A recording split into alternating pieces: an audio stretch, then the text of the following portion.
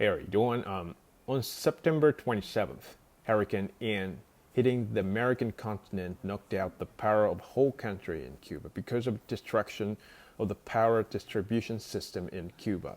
The population of Cuba is about 11 million, and the power cut through the city into chaos. So, in the metropolitan city of Cuba, Havana, blackout has lasted since 27th at 9 o'clock in the morning, and people somehow tied over this situation with lamps. And people complain of this emergency like the city is completely covered with darkness. And Cuba's national power company announced that it rushed to restore power outage as soon as possible. So one thing I always think, as often as huge natural disasters come, is that social infrastructure is too vulnerable to confront large, natural disasters, no matter how carefully we prepare for it.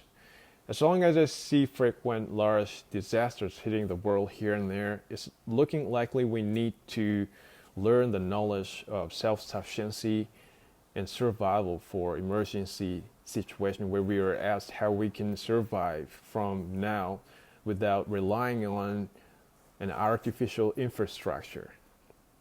So in terms of large natural disasters in the world, it's not really the fire on the other side of the river, right? So basically, we have to predict that we may suffer from the same disaster that hit a country that is even far from our own country. So I'm always prepared to die whenever a large disaster comes to my place. So if a destructive disaster directly hits my place, there's nothing I can do for it anymore. So I will accept this situation with no preparation anyway.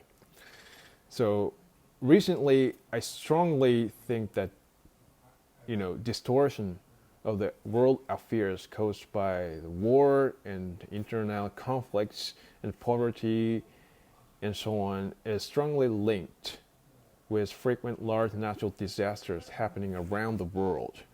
So I can't explain this logically and scientifically, but intuitively I think this way. If a world distortion disappears from the world, I think natural disasters will also settle. And it's like the earth tries to keep the good balance between human affairs and the frequency of natural disasters. So the more human beings do bad deed, the more natural disasters hit human territory. And humans disasters try to correct the course of humans' behaviors. So I don't know, but it seems to me that unless people realize this kind of whole picture, we can never escape from this kind of bad spiral. The more human beings do bad deed, the more natural disaster hit humans' territory. So at least I think this is totally insane. But at least Russia intends to continue invading Ukraine. Natural disaster will happen around the world continuously.